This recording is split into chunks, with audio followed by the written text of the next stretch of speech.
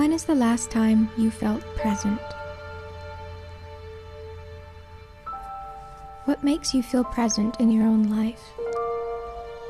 What does presence feel like to you? I spent a lot of time in a posture of either regret or anticipation, spending many moments trying to free them from the cling of the past, or shoving them into the future. I used a lot of time healing old wounds and preparing for future ones. In the last 7 years, I moved 13 times and lived in 3 different countries. Within that time, I held 8 different jobs, experienced the end of my first career, and endured poverty and unemployment. All this movement and disintegration came with its own privileges, gifts, and lessons. But it also led to a tremendous sense of discontinuity and self-doubt. Disenchantment, shame, and loneliness became my teachers, and I tried on a lot of different selves to see if they would fit. Eroded by an endless river of change, I became convinced that if only I looked hard enough, I would find some through line that would finally make sense of it all and bestow some secret so that I could feel safe again. Recently, I've begun practicing gentleness by contemplating the present moment's potential to be neutral. Not safe or dangerous, not good or bad. Neutral.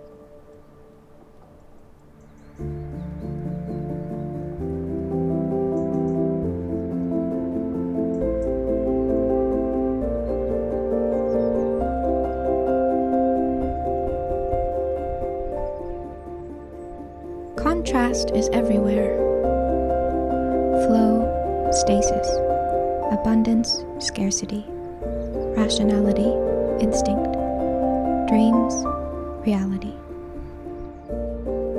In the 21st century, it seems that the valley of contrasts is ever widening and ever more visible, between wealth and poverty, wisdom and ignorance, violence and peace.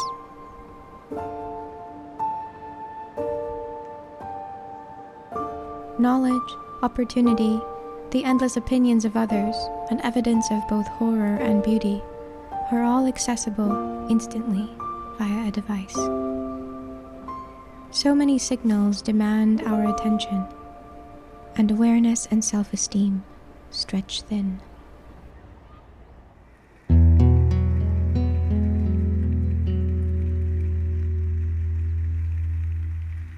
I often find this noise overwhelming, as my body and mind are constantly reminded of what is happening elsewhere than my own here and now.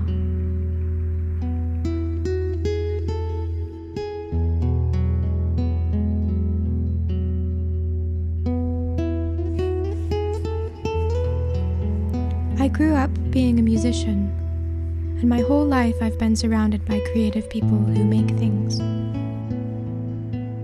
Music, choreography, paintings, meals,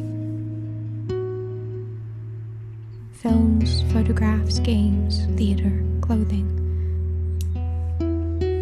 gardens, jewelry, drawings, pottery, books.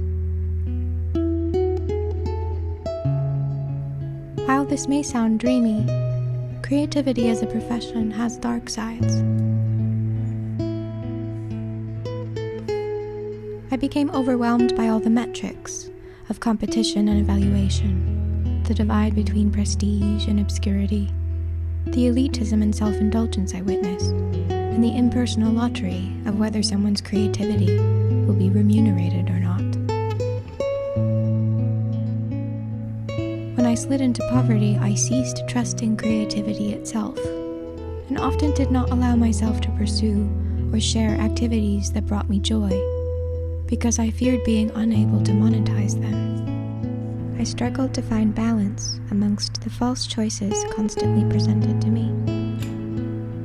Success or failure, artistic or not, foreigner or friend. However, I've realized that I simply miss feeling visible. I enjoy making something and sharing it with others. I spent so much time as a performer that the part of me that desires to feel seen and play and express itself is not going to go away, no matter how hard I try to switch it off or to resolve my ambivalence toward it.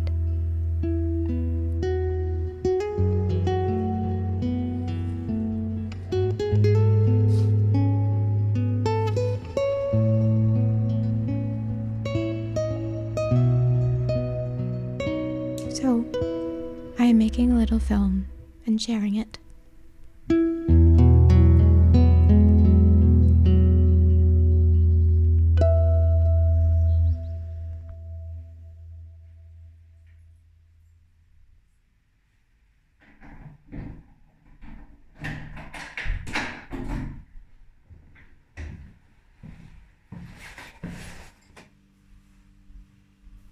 In recent years, I've found great comfort in films, long and short.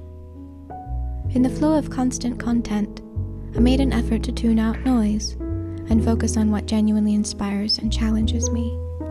And I found that I deeply appreciate the power of film to infuse the mundane with beauty, to lend grace to a present moment simply by documenting it or framing it a certain way.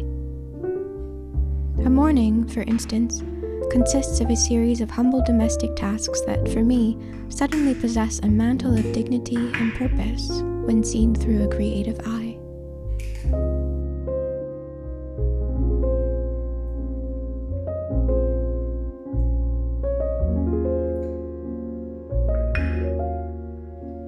A moment is neutral, and composing a film invites me to see it and move within it, whether on or off camera.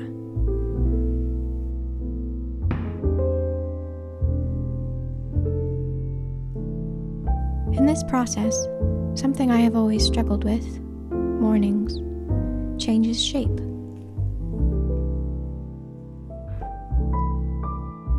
The distance between who I was, someone who hates mornings, and who I would like to be, someone who accepts mornings, shortens. Documenting my morning of collecting a bouquet of wildflowers before making breakfast is an act that is both absolutely silly and absolutely profound at the same time. Contrast distills into presence.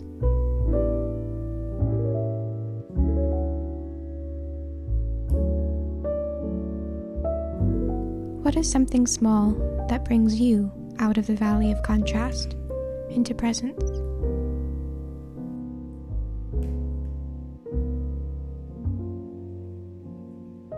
I invite you to be present for a moment today. Thank you for watching.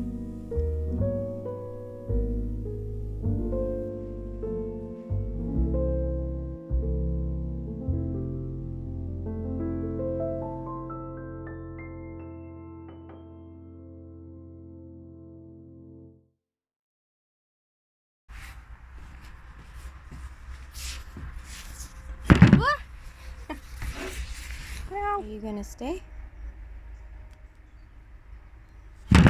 No.